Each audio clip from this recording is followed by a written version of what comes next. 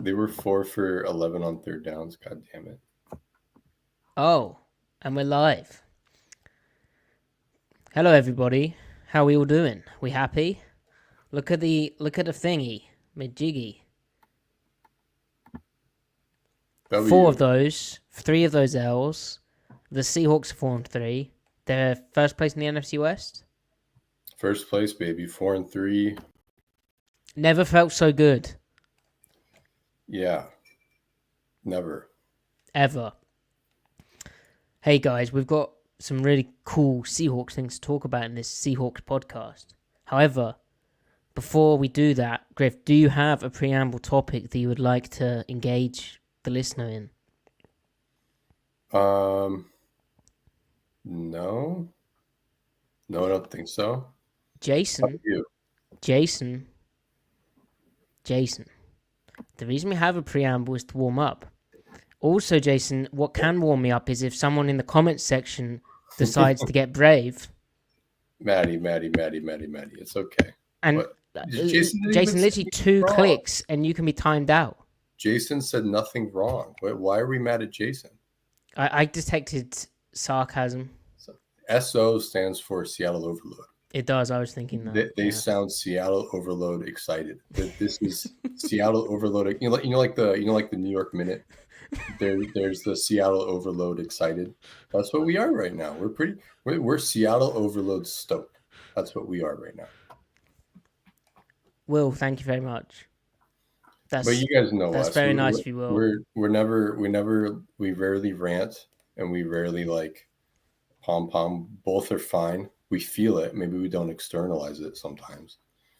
Yeah, if you're gonna put anyone in timeout, put Cameron in timeout. You know what, Cam? That's big of you, pal. There you go. Hey, so Jason, you owe Cam now. It's kind of like someone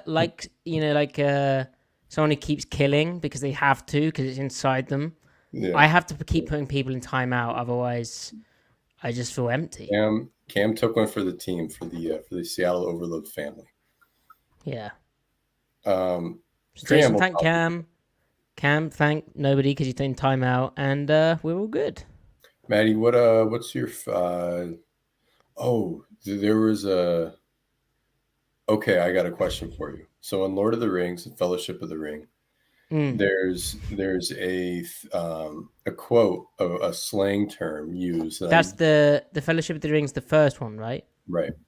And they're at the pub. They're like at that one of those pubs. I forget the Prancing Pony, I think. And they're talking shit about like Bilbo and Frodo, and they're like, as you do. And they're like, they're cracking. Bilbo's cracking. They're like, what about Frodo? And he's like, oh, he's cracking. What does cracking mean? Like to say to be cracking, to be cracking. What does that mean? Do you mean cracking? Yeah, but they dropped the G because they're. Yeah, but that's still cracking. Okay, so what does that mean? Does that mean like you're losing it? Or no? What does it mean? No, it means you're like a top lad. Oh, is that what that means? Yeah. He's cracking. So and that's like not new millennials. Or like it's class, like it's first rate, you know. Oh, okay, interesting. Because in the context, I thought they were kind of like talking smack a little bit. Like what are those guys up to? No. Because over here, cracking has a slightly different connotation. Well, you do know crack, right? Like, what's the crack in sure. Irish? I do now. You didn't know what's the crack? No. Well, Brendan, that's what I thought. It's in an Irish accent, but that is oh, someone else has been on the internet. It's Gaelic for fun or a good time. All right, good stuff. Well, Maddie, chat, thank you for once again bridging the divide. Yeah. Also messed up because I'm not going to claim Gaelic. I don't want to offend anyone. You don't want to claim it? Well, having an English person, Gaelic explain might upset people. Oh, sure. Yeah. Interesting stuff. Okay. Anyway. Hit it, Matty.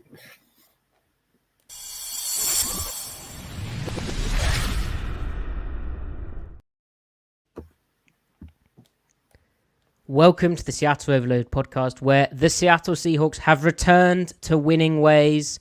They haven't lost 4 in a row. They've won 34 to 14 at the Atlanta Falcons in a game where they were not the favorites. They were 3-point underdogs.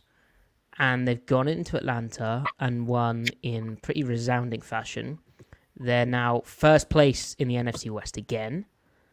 And there's a lot to be positive about, where I think, Griff, this game was one where the strengths of this team were really exhibited and on show. And this team is really strong at certain things. And that kind of dominated an Atlanta side who looked overwhelmed. So, great. Yeah. It was a great win to have. I don't suspect that this game was the victory was as resounding as the score would suggest. But even if you control for some of the factors that kind of widened the score gap, it was still a very strong win on the road against a formidable team that was actually kind of red hot before this game. To show that you could beat them, I think that keeps them on the path of at least you can say that it's viable that they end up being a 9-10 win team and can squeak into the wild card. Again, I'm not saying that they will at this point, because I really don't know with the previous 3 weeks, but that hope is alive. Like, it's not a fool's hope. It's very much a path for this team to take. The next 3 weeks will be a huge test.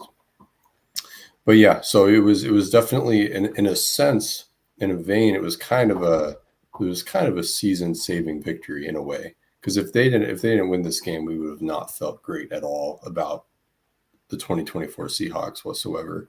Even though the record would only say 3-4, it's not horrible, but the way you got there would not feel great. So it was a good victory. The details tell more of the story, and we'll get to that. But let's get to that. Come on. I'm ready to dive right into the details. So, all right, first things first, this is a really impressive showing from a Seahawks pass defense perspective, where Kirk Cousins' final stat line is 24 completions off 35 attempts for 232 passing yards, 1 passing touchdown, but 2 passing interceptions. He was sacked 3 times, 1 for a sack fumble forced by Boye Mafe, recovered by Derek Hall, run back for a touchdown, courtesy of Devin Witherspoon flying down the field on a block, which honestly reminded me kind of a Ricardo Lockett type effort play when Marshawn Lynch had Beastquake number 2. Just a vibesy, fun play from a young defense that really stifled Kirk Cousins, as that box score indicates. And really, Seattle's without Trey Brown, without Reek Woolen. They're, down 2 starting corners. Rayshon Jenkins is headed to IR, so they're without a starting safety. For the DBs in particular to put this together, when you have... the fact that I'm having to look up, and this is going to come across disrespectful, but I will soon learn their first names, but the fact I'm having to look up the name of Joby, and obviously Nehemiah Pritchett I know because he was a draft pick, but Joby was acquired in less grand circumstances. It's Josh Jobe. There you go. Josh Jobe. But they had them in at corner, just complete inexperience. I imagine Joe played less snaps when Spoon moved to the outside, but Seattle ran a lot of nickel in this game, and they're without the big nickel type, so I imagine Spoon played more nickel against guys like Drake London, Kyle Pitts, who's obviously a tall body, and Seattle's without Woolen, so they don't have that kind of size to match up with that. This Falcons offense has been pretty hot coming into this game, particularly just passing through the air. And for them to do what they did, Griff, that's really, really impressive stuff in the pass game. Yeah, they held Cousins below his season average in pretty much every stat, but mid game I was tracking more so the yards per attempt. Prior to the interceptions, it was at 7.4, which is about his season long average. But then they really tightened up, especially in the fourth quarter. Um, I think I don't really know how to assess the pass defense because like I don't want to be a I don't want to like be A Griff Grumbler. I don't want to be a Griff Grumbler. There you go. But what I'm getting at there is like when they weren't creating negatives, or I should rephrase this. The Falcons' success rate this game was 53%, meaning 53% of their snaps they generated like a positive gain, which is like 91st percentile. So like as far as how frequently the Falcons did something good for themselves on offense, it was better than like 91 other teams or 91% of teams in the history of the sport, basically, since they've been tracking all of that. But when it was the other 47% of plays, the extent of the negativity that Seattle was generating was very negative, right? So that's obviously what they have going for them, their ability to create kind of defensive explosives or right, like you're talking obviously Griff, but the two picks, and then the sack fumble for the touchdown. Yeah, and for me, like I generally focus on the sacks there and the general heat that the pass rush was able to impose on them. The interceptions, frankly, they were kind of gifts. I mean, Cousins gave it right to him. One went right through the hands. The other one was just a sail ball that went right to the defender. I will say the one that was, I think the one that was tipped though, Dodson and Baker collectively still forced a high throw, a catchable throw, but a high throw. And like McDonald talks about vicing routes, you just want to put as much constriction as you can from multiple angles. And they had a triangle there. It was maybe the top of the triangle was a little too soft, but the bottom two vertices, if you will, from Dodson and Baker were they took good air out of it. Maybe Baker could have gotten a little bit more depth, but it was still a fine drop. Dodson's drop was really good on it, I thought. So stuff like that. But in my mind, it goes to like, confirmation that when this pass rush is at its best and juiced up and healthy, they can get you off the field just by themselves. Yeah, like it seemed that Seattle's defense was massively boosted by not only Boye Mafe, having another healthy game under his belt and being a menace on the edge, but the return of Byron Murphy. I mean, he only has one TFL in the box score, but there were so many times it felt like he was just being disruptive and quick, and his kind of different style on the interior was causing the Falcons' offensive line some serious issues. Every time I say Falcons, I'm aware that is it Falcons or Falcons? It's very much a. You say. We say tomato, or we say tomato. You guys say tomato. Are you a? We've done this before, but are you a scallops person or a scallops person? Scallops. Yeah, I'm scallops. There you go. See, they're scallops when you've had them. Yeah. Right. Yeah. This was a weird game, wasn't it?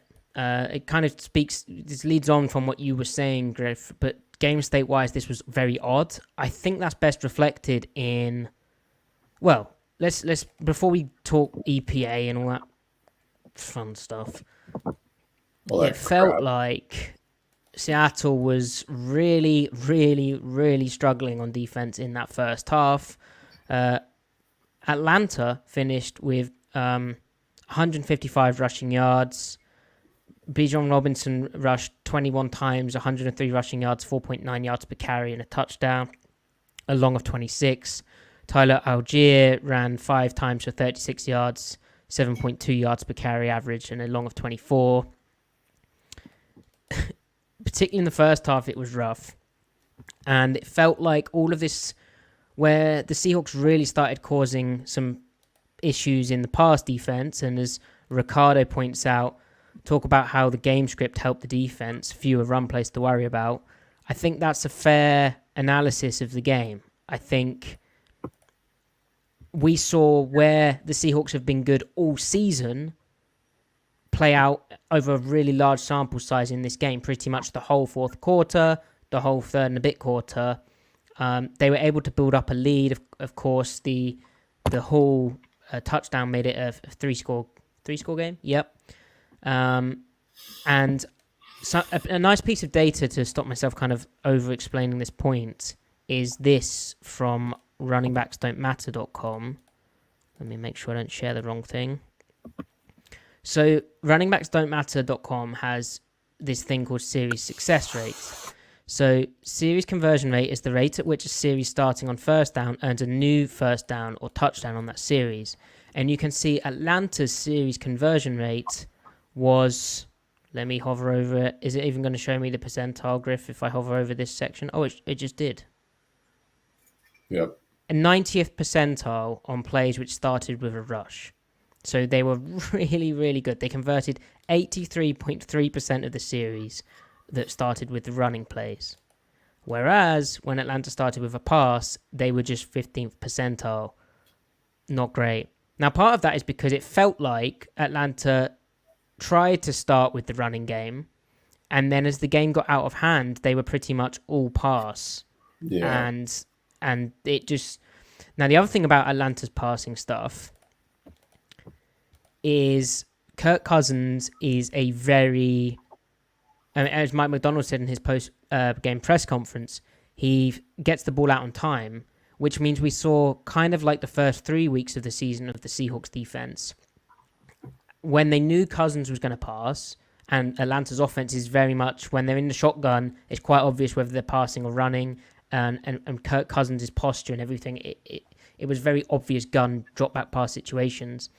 But then also, he gets the ball out on time, meaning it reminded me of those first 3 games of the season where it was kind of check down practice into the flats, or these pushed down the field passes, which were mistimed and or not on the same page as the receiver and ended in 2 interceptions.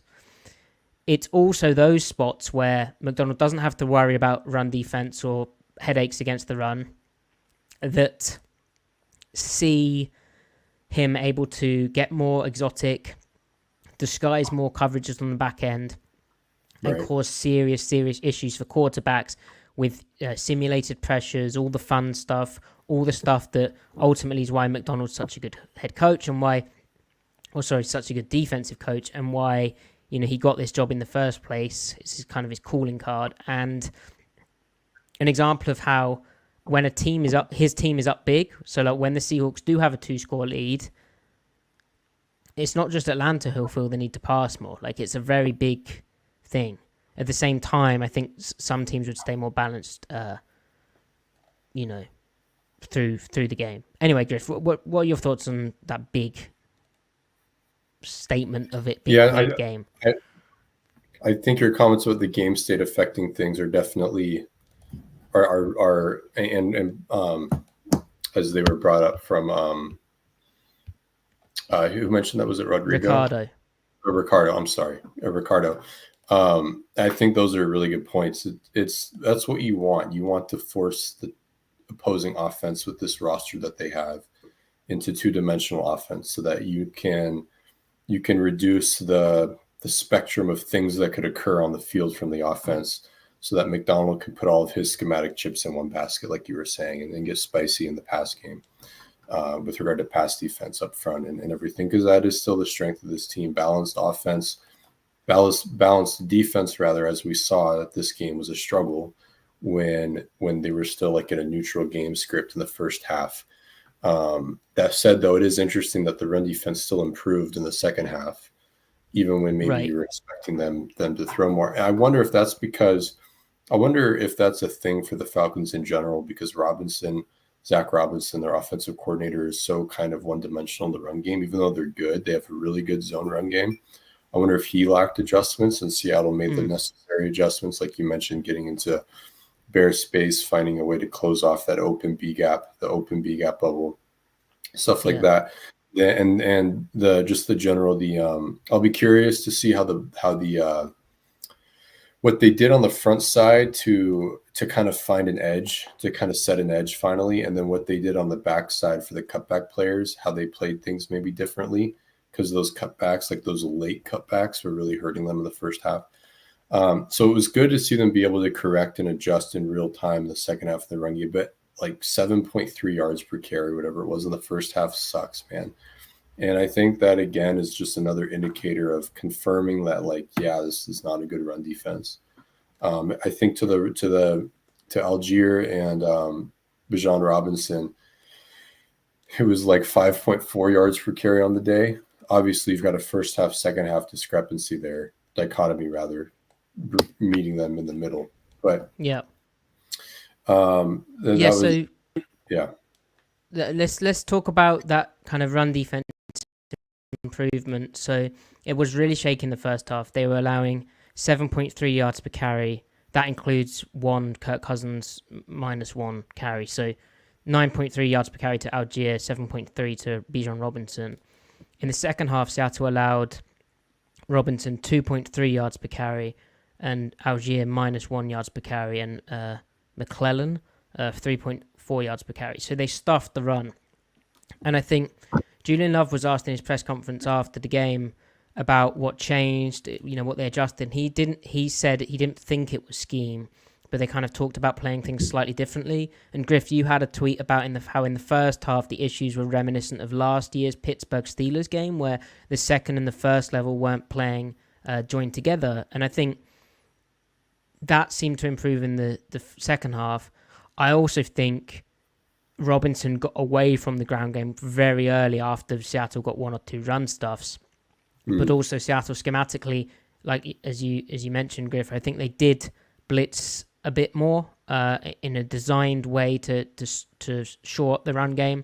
And I think they also played more single high defense, and they put that extra guy down into the box, into the run fit, and they had the +1 numerical advantage, which, when they were in too high and they were one light in the box, it was abysmal. Like, it was so damn bad. Like New York Giants game bad. Not anything like the 49ers game, where actually the too high stuff was good, but the one high alignments were wrong, Right, and it was right. bad. So all this to say, and there's even more specifics we can dive into, and we probably will in the tape podcast when we're not sort of relying on a hazy recollection. But all this to say, fixing this run defense is a very nuanced conversation where there's not just one simple fix, something Mike McDonald spoke about. Each game has probably thrown up examples of one issue a bit more than the others, but it's a very kind of multifaceted thing that ultimately, if the Seahawks want to be really good against the best teams, think how the best teams move the football. Heck, the Vikings today against the Lions came very close with a more balanced run game than I think maybe was expected.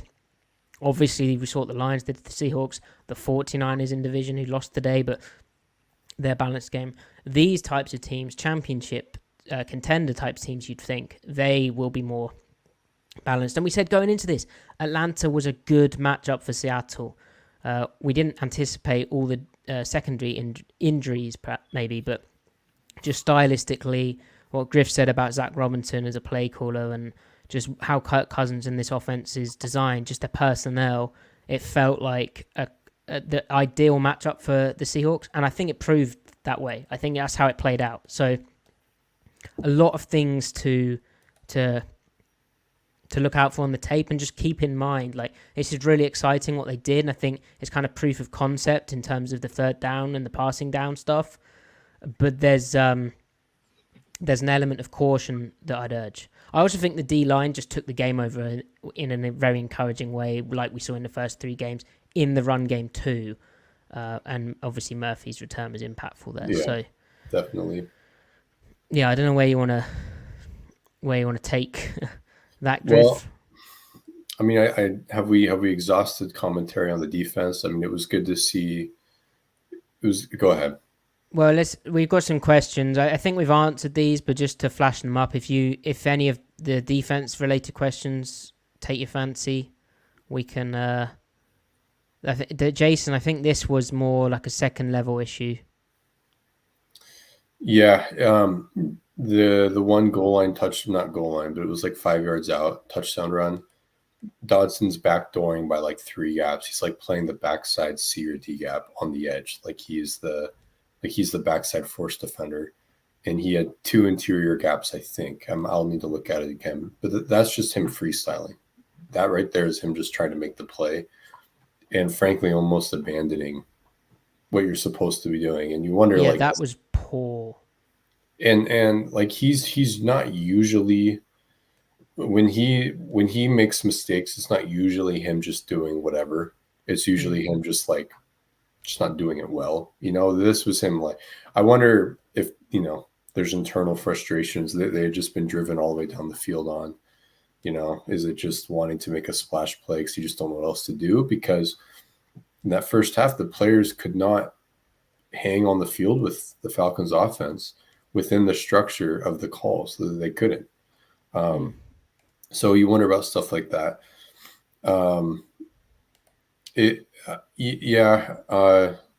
What's with the poor tackling defensively? Is it angles? Witherspoon seemed to really struggle.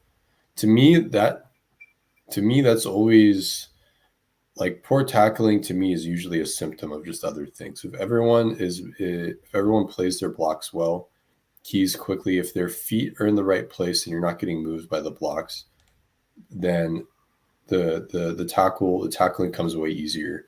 Each tackling opportunity is a lot less stressful, really. And so I don't think you go about improving tackling by like drilling tackling as much. You do it by just playing good run defense, and then the tackling will come. Now, in some cases, sometimes you just whiff, right? Or you don't have a good form tackle. Like, there's always that stuff. But I don't think that is the predominant issue here. No, it's just one of the maybe more minor issues that when a big miss happens and then it becomes a big play, it becomes magnified. But I'd say it's also, I find it instructive to remember how actually last season, if you remember the start of the season last year, we thought that the tackling was improved, and then the further removed we got from training camp, the worse the tackling got, until it became a complete mess. And I'm not saying that's what's going to happen with Seattle this year, but tackling in the NFL is hard. The practice times are hard. They'd actually come off a padded practice this past week, but ultimately, if you are all playing the run together and fitting the run together, and you're wrecking crap up front, and then your pass rush is providing consistent, get the check down out timing to the quarterback, and it happens quicker, then your tackling improves. I don't think that angles are a problem.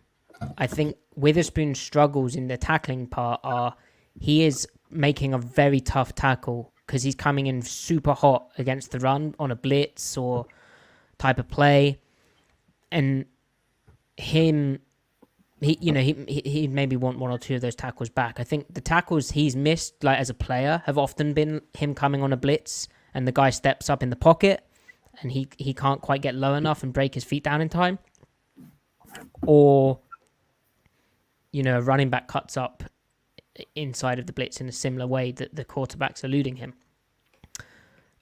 But as Griff was saying, the cutback, there should be someone to the inside of Witherspoon who's playing off all of this action too, and there wasn't.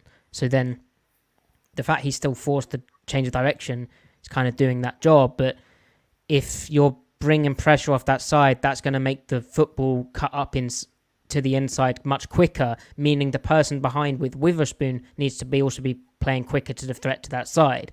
If you're putting stuff at that run, other people need to be playing quicker to that run too, if that guy doesn't get there. And that's kind of the real complex, nuanced aspect to this, where basically we bracket that as a second level issue, not playing with the first level, kind of disjointed nature. And that's a real tough thing of run defense, which Pete Carroll spent ages talking about past 2 years, because when it's not right, it's very tough to fix. And so that's why, regardless of maybe Atlanta being a bit more pass heavy and kind of basically abandoning a balanced offense after they got down, the ability of them to limit the Falcons' backs and the run game to that yards per carry numbers that I spoke about and get some stuffs is encouraging. however they achieved it, and we'll explore how they achieved it on Thursday's tape show. Right.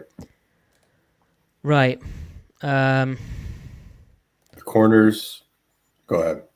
Linebackers. Sorry. Not corners. Say corners. Go on, do corners. Right now? Yeah, you wanted to. It was just good to see Job and Devin. And well, we've been talking about Devin's struggles, but in coverage, like the guy was covering all day long. I thought. And he Job, seems to be like, I don't know if people can. It's funny how the narrative around a player can get so weird. I don't know. I mean, I think some people see the 5th overall pick and they just want interceptions, forced fumbles. You know, that stuff is great, but like that's not football necessarily. Because you know the play where Cousins, like the receiver was stemming as though he's going to run a deep crossing route, and then the receiver cut outside and Cousins missed it, or the commentary implied Cousins had missed an open guy. Like the way that Spoon went to cut over the what he thought was the deep crossing route obstructed the receiver's path when breaking back out. So it disrupted the timing of that throw, hence the incompletion. So, right. You know, there is detail to this that, yeah. Anyway, I think Spoon's playing fine to good, very good football to still, and the production will come. Agreed. Okay. How did the linebackers do? And also on that subject, what do you guys think would have to happen for Tyrese Knight to get snaps again? That's an odd one. I feel like it'd have to be a string of losses, which obviously they were headed toward if they had like an atrocious game, which I don't think they had a good game today. But if they lost and gave up a bunch of points, I think that's when he would consider. Yeah, because don't forget OG3. The plan was for Knight to eventually learn Mike linebacker, but they started him on the weak side backer spot, the wheel spot, for a reason. And that's because it's easier to learn in this defense. And there's less going on, and you don't have to make the calls. Not that the Mike has to exclusively be the green dot wearer, but it helps if they are. So, but we're talking about him playing over Jerome Baker, and that's not probably going to happen. So there's your answer. In time, would he play over Tyrell Dodson? Possibly. By year 2, are they going to play? Are they going to repay Tyrell Dodson if they like what they've seen from Knight? Probably not. So yeah, we'll see. And the linebacker play overall looked pretty poor to me. However, there was some good coverage stuff. However, we've seen good coverage stuff from them when they know it's pass or it's a shotgun snap. That's not the issue. So we kind of didn't get the reps you'd want to see them improve at in this game, I would suggest. Other than the 2 high run fits, which were still abysmal. So, and Griff, you had a comment on after the first half where, having read through your timeline, it seems like you were falling apart at that point. Just respectfully. Respectfully. Oh, okay. So long as it's respectfully. Yeah. No offense intended. Sure. None. But you said something about McDonald needing maybe to like have some more designed run calls. Yeah, because they can't play their stuff straight up and defend anything out of it. So, and I think, Matty, though, you observed that they did in the second half, that there were some adjustments that we've seen a little bit of in the preseason. Maybe. And nickel bear was like kind of a thing. But then I went back and watched the first half again, Griff. And I think they were still doing that stuff. So anyway, we'll find out. We'll find out. Right, offense. Right. Offense. As Russell Wilson drops back to pass in the Pittsburgh Steelers New York Jets game. Oh, it's that'll be a very interesting game to watch. Yeah. Oh, look, a running back is carrying the football. Oh, I thought you were going to say carrying some. Oh, did you? Don't project your feelings onto me. Okay. What can of soda do we have there? What fizzy pop do you have? No free ads, but it's not. It's Nice. black cherry. Okay. So where do you want to start of this? I guess the place to start is Ken Walker. So it's Ken Walker's flu game. That's what Geno Smith talked about after the match. Walker had a 4.9 yards per carry average, 6.9 rushing yards off 14 carries, 1 rushing touchdown, and he also caught a wheel route out of the backfield for a 17-yard touchdown. So a 2-touchdown day for Walker. An impressive day from him, Griff. He's so dynamic. And while on his rushing touchdown, I didn't really understand what the Atlanta defense was doing. Like, fill your gap. Why are you trying to leverage that to no one? He's so good at setting guys up and then just breaking angles. And to see him come alive as a pass catcher with what was a pretty good adjustment to a football is really exciting. He's kind of a complete player other than maybe slight concerns over the health durability type thing, but he was ill today. So he is far and away this year having his best season. Only been 3 seasons, but having his best season, getting the runs that are there to take. He's taking the runs that the defense is giving, taking the yards that the defense is giving him. His gun inside zone running is the best combination of patient and decisive. Just getting upfield, learning how to tempo that or temper that with when to create. Like, I think he's striking that balance really well. So he's been a joy to watch as a runner. He is dangerous. And I think the blocking was okay this game. But if this group can continue to block well, I think it's going to be really fun to watch him run behind them. So he's really been a good player. I can't get over I still can't get over how he can bend the ball back from under center the way he goes all the way across. I mean, he basically 180s. Like, his hips are facing the opposite sideline from where he started. Do you think he'd be a good downhill slalom skier? Yeah, I probably would, right? Because how low he can get. Yeah. Anyway, yeah, so that was fun. And it was his birthday, so happy birthday to the man. To the birthday boy. And hopefully he feels better soon, although maybe the secret sauce is him being ill. So Seahawks run game. That is a big topic from this one because we actually saw them run it more than 7 times in a whole game. So first half, Walker had 7.5 yards per carry. Charbonnet had 0.7 yards per carry. Second half, Walker had 3 yards per carry. Charbonnet had 3.4 yards per carry. They rushed it 14 times for 49 rushing yards in the second half.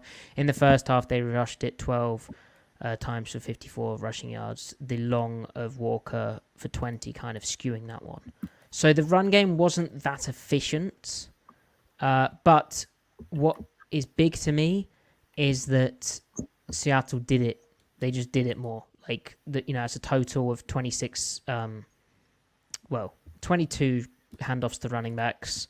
And the balance that they had, Griff, was a big part of the offensive approach from Ryan Grubb. We'd seen kind of hints of it against the 49ers. Yeah, definitely. And I'm glad that teams are going to have to prepare now for a gun run game. And we saw some play action off of it as well. So I like the under center stuff Grubb did as well. The play action game. Like, you just want these runs on tape so that the defense can be like, do they have a gun run game? Like, do they do that? Is that something they do? And I don't care how much it is, just the answer to that question is yes or no. And if you can get the defense to be like, yeah, they do. We can't set our fronts like it's 3rd and 5 on first down. We got to actually defend the run. We don't need to go crazy, but we need to respect its existence. Then that's enough for the offense to be like, okay, great. It's enough for Grubb to be like, all right, great. Now we can actually do some things here, and we can, play cat and mouse with the defense. So not just play action, like the drop back game too, things of that nature. So especially with how Grubb shifts and motions and stuff and gets in and out of different formations, you're kind of undercutting that whole concept if the threat of the run is not baked into the defense's mind with all those motions. So that means you can get into run looks and get out of run and get into what are essentially pass looks, based on what the defense does. So it's just all about chasing balance. And what balance really is just imposing as much constraint, creating as much conflict pre and post snap on the defense as possible. And I really think Grubb is figuring that out now. It was an efficient passing game outing as well. They only threw and I think yards, but I think the efficiency of the pass game, I don't want to.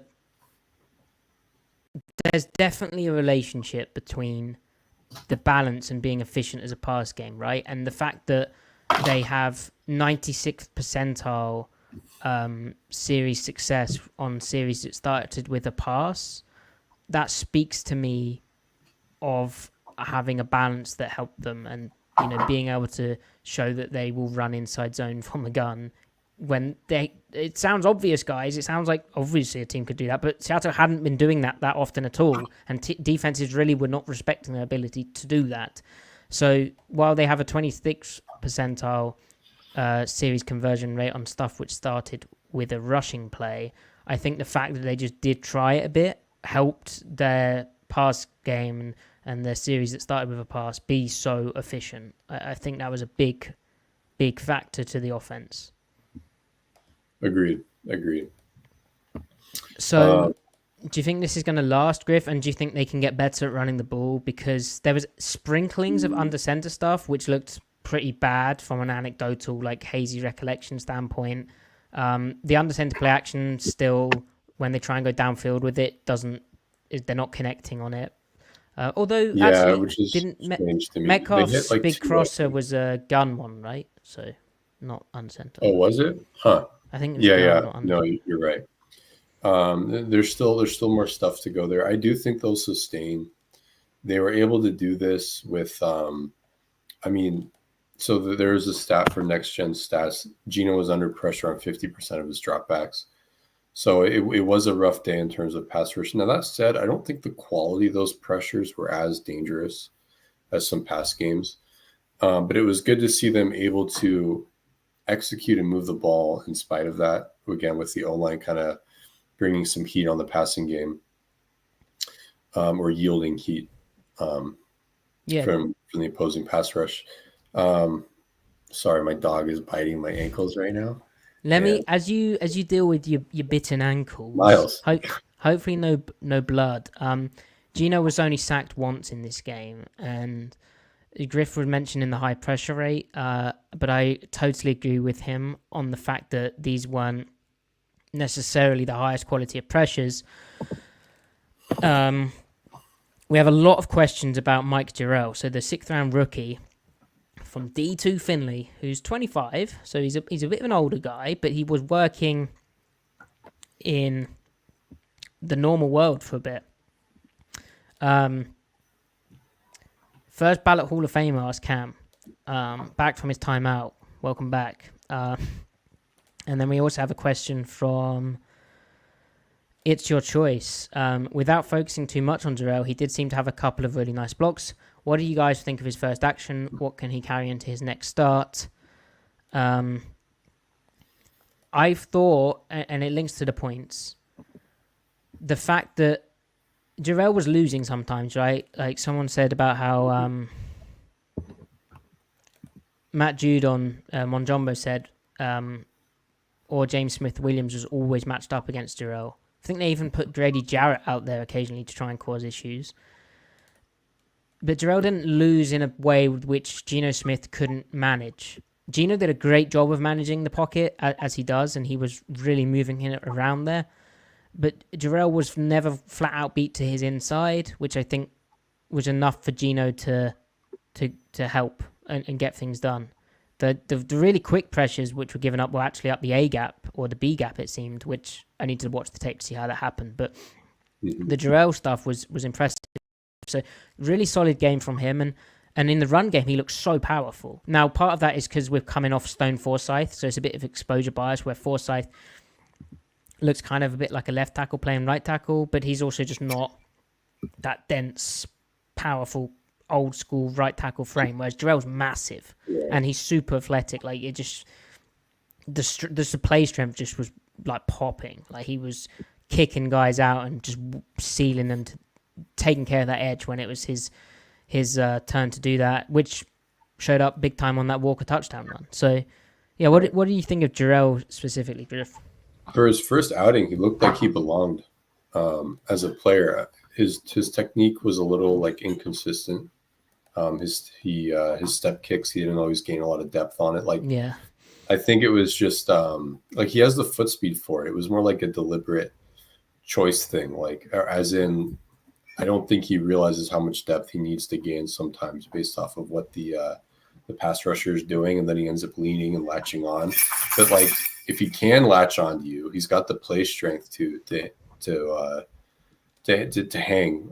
Essentially, he also recovers well. Like he got a couple times, the pass rusher would kind of use that dip and rip or ghost move on him, and they would get underneath him. But it's then like what any tackle is supposed to do. Then is you got to flip your hips and try to get your pads back underneath his and drive him downfield. And he was able to recover on some of them.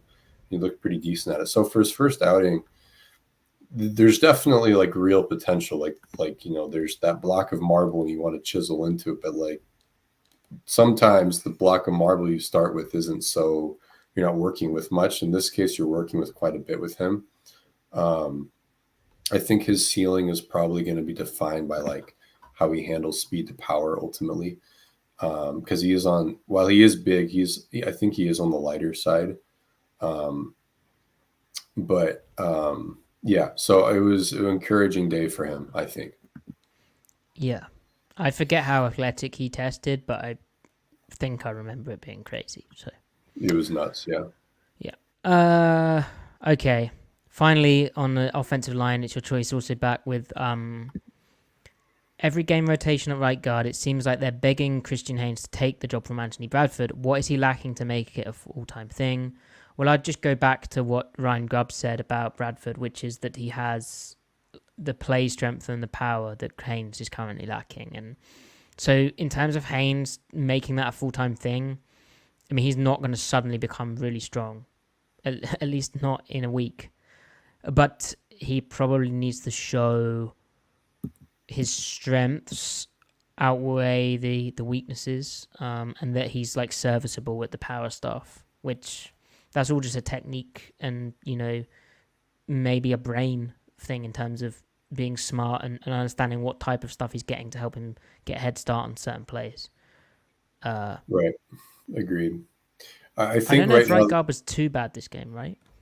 I don't think it was too bad, but I think the conundrum Grubb is facing at right guard right now is I think he knows that if Haynes were to be out there the whole season, by the end of the season, Haynes would be a much better pass protector than Bradford is.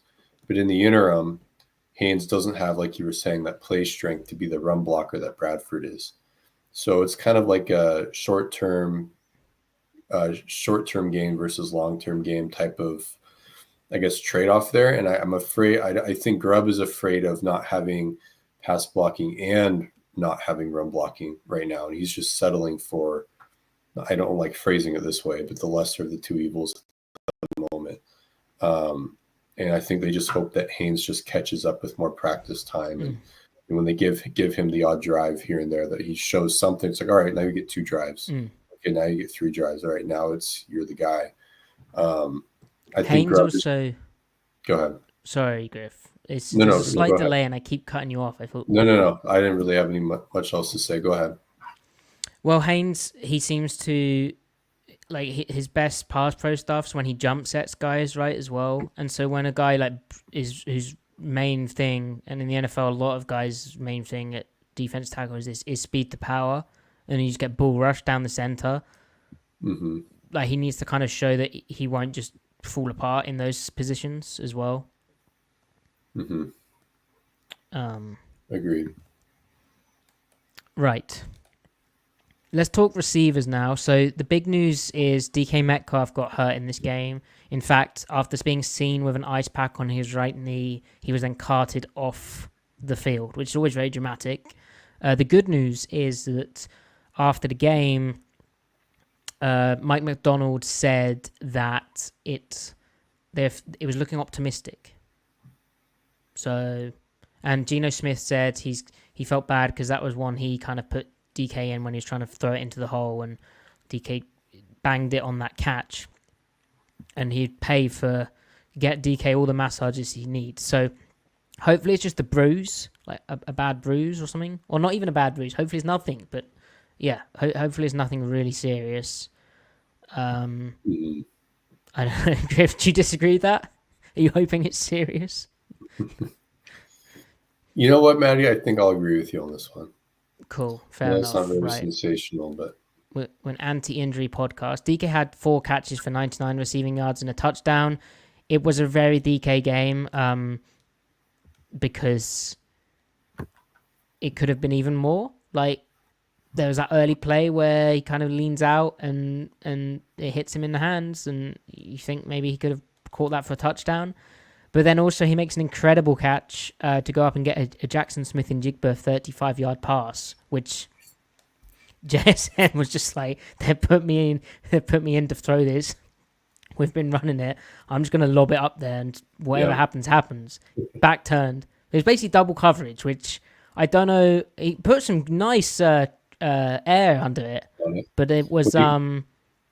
I think the amount of air he put on it surprised even DK, because DK tried to high point it, and I think he realized that he jumped too early because that ball was taking forever.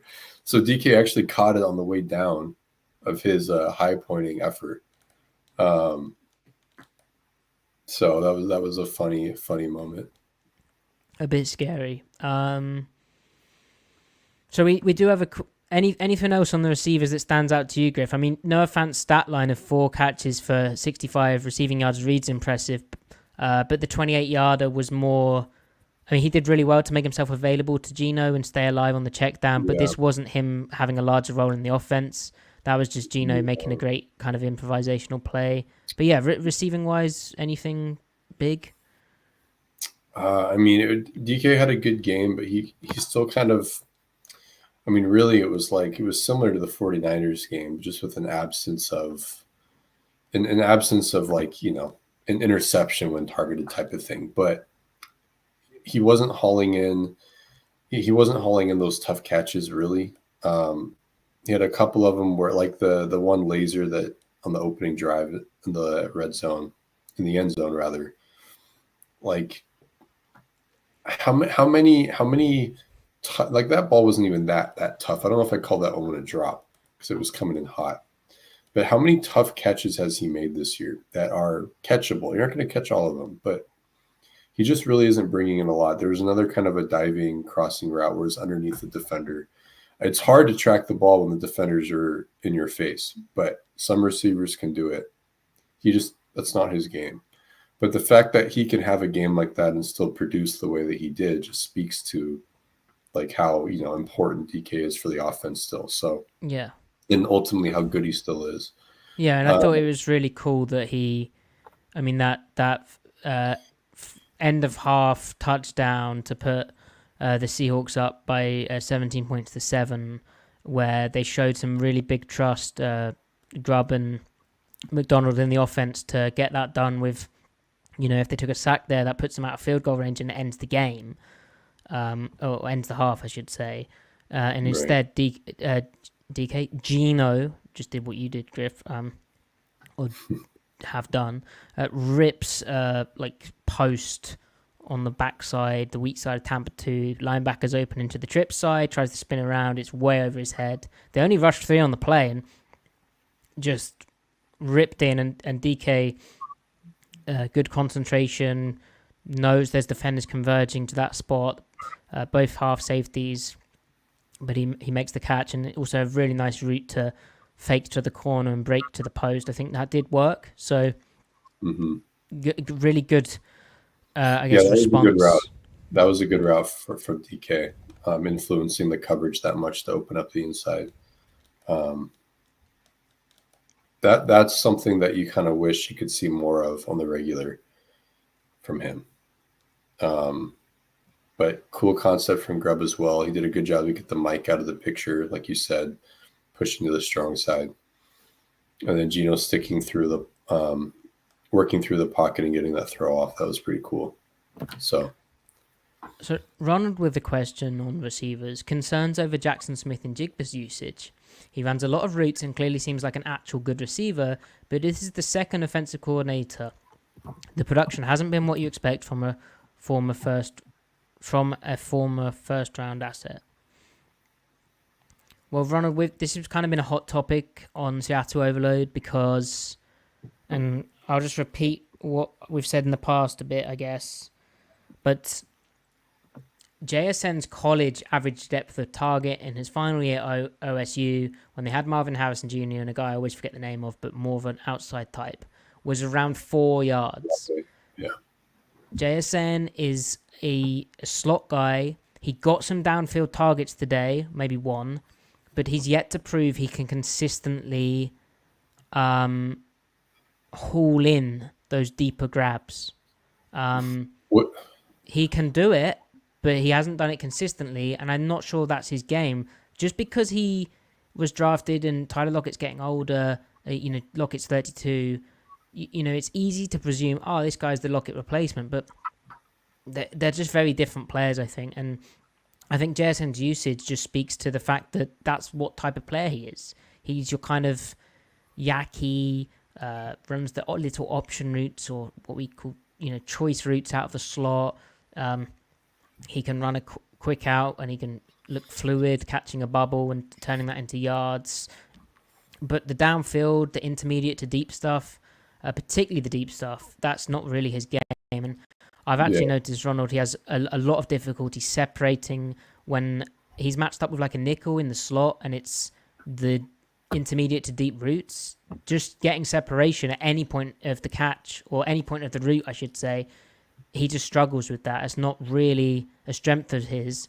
It's almost kind of one speed and through the gears, and then not able to, or kind of lacking the extra gears, and not having that kind of Lockett trait of unreal ball catching and an ability to separate very late on the really vertical stuff.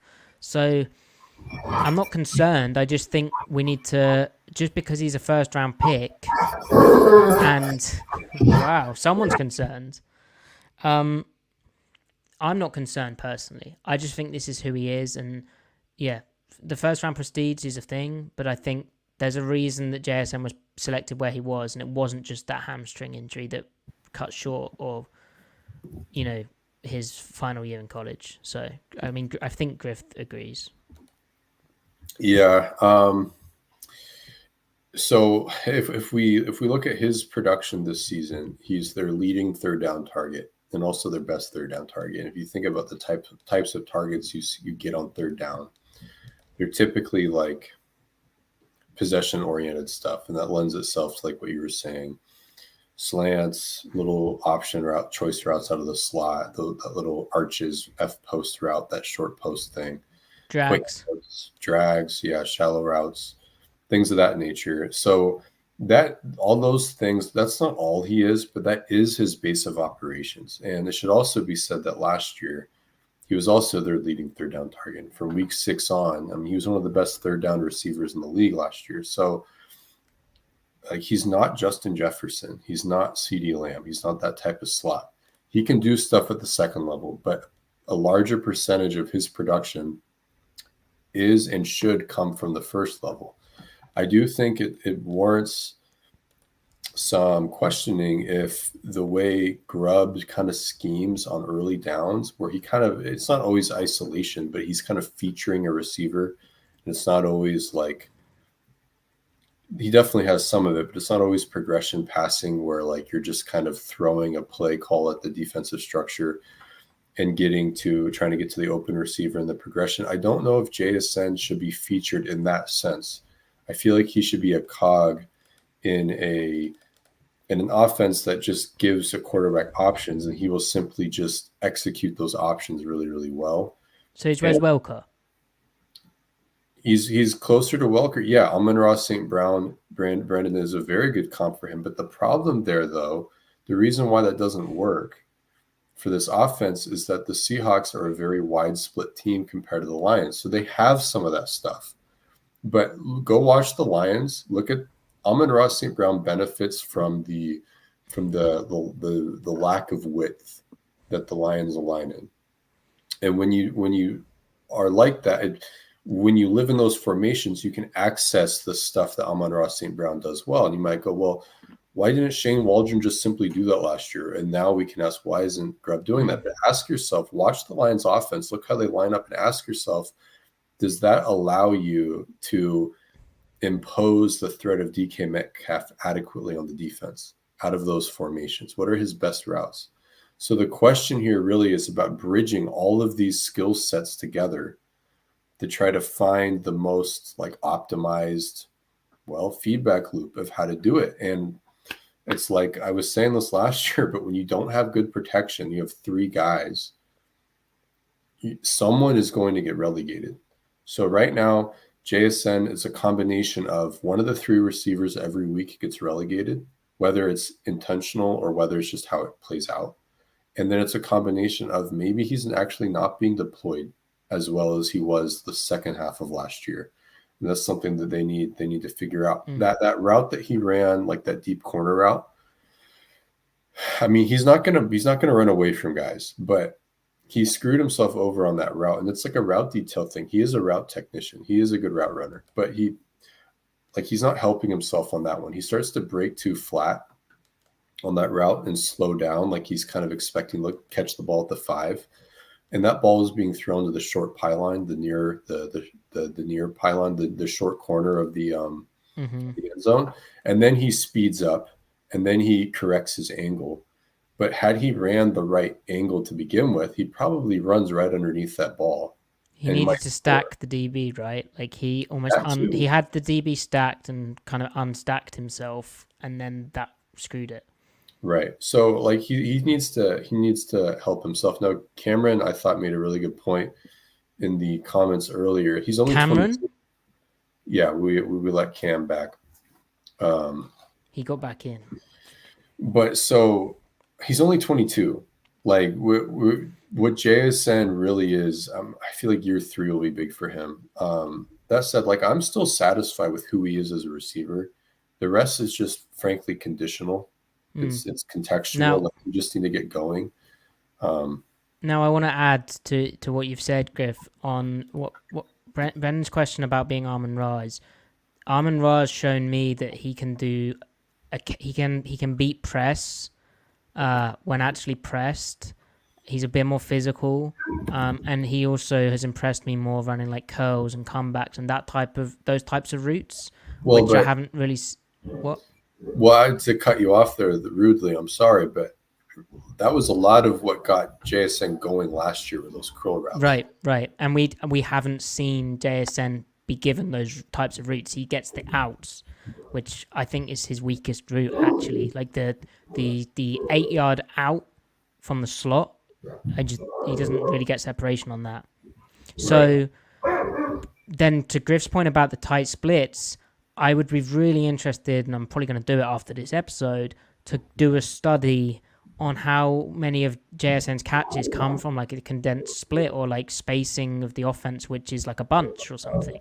I think quite a few of them will, but it's how much you can use with your other receiver skill sets, as Griff was saying.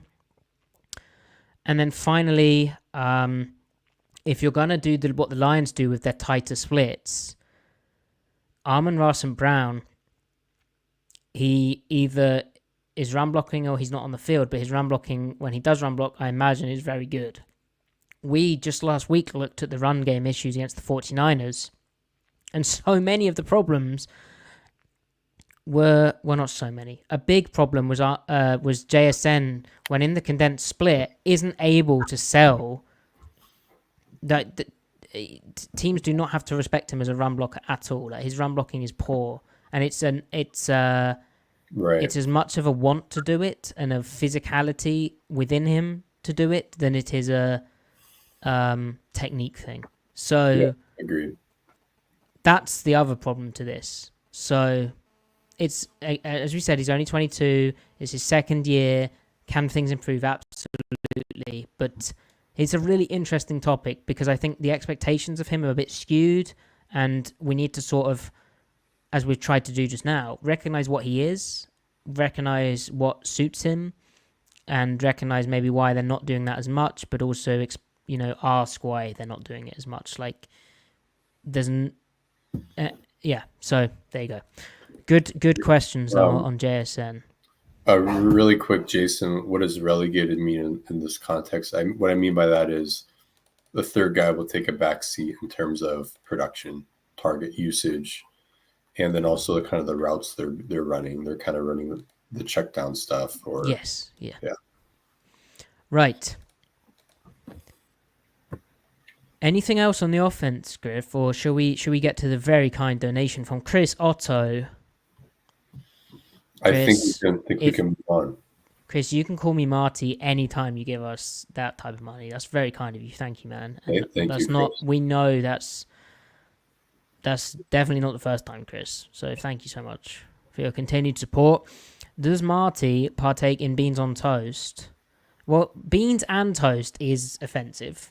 Firstly, beans on toast, Chris. Come on, Chris. If you could trade for a Pro Bowl linebacker or solid guard, which would you choose? Oh, that's tough. That's so tough, especially with that Pro Bowl and solid phrasing. Pro Bowl also, linebacker or a solid guard. Like the Pro Bowl linebacker voting is messed up, Griff. Right, that's a true caveat because people just look at tackle counts for that, and rely on Madden ratings probably, or PFF ratings. Oh, that's tough. I mean, I think what would be best for the team is if they could figure out the middle linebacker position. That's the best thing for the team this year, next year, and the year after. But at the same time, like I feel like a very good guard would be quite the force multiplier for the offense. I think you'd be breathing fire, like everything would fall into place. And I think even if you get a good linebacker, if you airdrop a good guard into this team and you airdrop a good linebacker, I think the offense would be the better unit if you did both of those things still. So I think you just lean in and rally around like the strongest part of your team. But I don't know if there really isn't a perfect match or candidate around the league in terms of who's available, who's young, who's affordable and good. It's tough. We're trading for Fred Warner. Yes. He made the Pro Bowl. Wouldn't we love that? Man. God, dude. I can't believe what they did at guard this offseason. Can't believe it, Matty. Well, the thing about guards, Griff, is they're overdrafted and overpaid. See, now why would he even say that? so antagonistic. Well, because sets himself up to fail. Right. And like agents don't want to hear that. No, that's what I meant by antagonistic. Like, that's not good for business. Right. Like, does he think he's getting the local media off his back with that statement? Like, that's the only. I think he felt a bit of pressure. Yeah. Yeah. Now, Griff, you can't answer this question. Does Marty partake in beans on toast? Of course. All right. So here, as a follow-up, how many times a week are you eating beans on toast? Don't you mean how many times a day? No. How many times a week? Like, I probably have it like once a month. Okay. Now, does like every household in the UK have beans, like cans of beans? Probably. So let me explain it. So first of all, you have to make your toast. Then you put loads of butter on the toast. Then you put like a can of baked beans in a microwave in a bowl, not in the can because that'd break your microwave. Sure. I think. Unless the can is one type of metal and not an alloy. Wow, you're clever. Yeah. But no one makes it that way, then you put the beans on the toast. Then you put like some black pepper on there and put a metric fuck ton of cheese grated on there. And then it melts, and then you put HP brown sauce on the side. It's delicious. It's not like barbecue baked beans. It's like more. It's not tomatoey. It's just. Well, it is tomatoey, but it's not like artificial tomato. It's like tangy and and it's healthy, very healthy for you. So Is it? I would beans, pulses are well healthy. The metric fuck ton of butter and cheese is less healthy. I will concede. And if you have it with whole wheat bread, honestly, it's a apps like don't get me wrong. I'm very self aware. It looks disgusting. It looks vile. We do not have the best culinary reputation, but for a nation that likes kind of barbecue flavors or barbecue sauce flavors and tang and maybe some umami, and a nation who likes putting cheese with bloody everything, you need to try it. You get some Heinz beans, topical with Pittsburgh playing. Get some Heinz baked beans. Your supermarket, your superstore, your food store, it will have a British food section, and get some HP sauce and try it, and cheddar cheese. All right, I will. Cool. Cool. There you go. Chris, thank you for the donation. Good questions. Thank you, Chris. All right. Finally, Monjombo, Roy Robertson Harris was out there a ton on early downs. Did he catch what kind of role he was playing? Was he splitting snaps with Jaron Reed? I mean, he was just being rotated in, right? So he was playing end, 3-4 end, and 4-3, 3 tech, 4-2 tech. Yeah. He looked like they're try and get him snaps guy, but it speaks that they're disappointed in Travis Gibson's run defense on the edge. But I think it's another way for them to play a big edge other than Draymond Jones and Leonard Williams. Like, more options. Like, in nickel. Yeah. Like, I think in nickel, he's an edge. And then, as you said, Griff, he can play a bit of inside. Yeah, I'll be curious to rewatch his game on the broadcast. I thought I saw some good things, some bad things.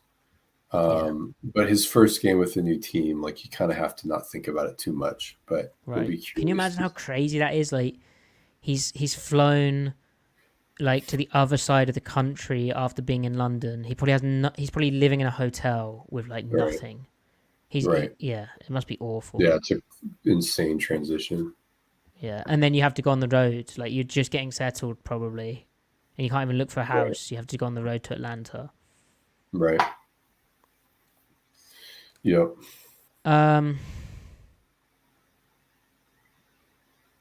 Right. Griffin. Yeah. Are we done here? I think we're done. I think we're overloaded out here. You're overloaded on overload? Yeah. No. Oh, I actually have a serious thing I want to say. Like, actually serious. Russ had a finger moment. What? Russ had a finger?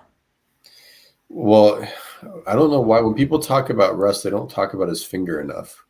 And why, like, they bring up the shoulder injury and the hamstring, but what about the dude's finger? He just tried to throw a swing pass, I think, on a bubble screen, and he dirted it. Oh God, he just missed the receiver comeback bad. Anyway, can I actually be serious for a second? Yeah, always. Tony Ventrella passed away, and just want to say R.I.P. to Tony. He was a big part of my connection with the team.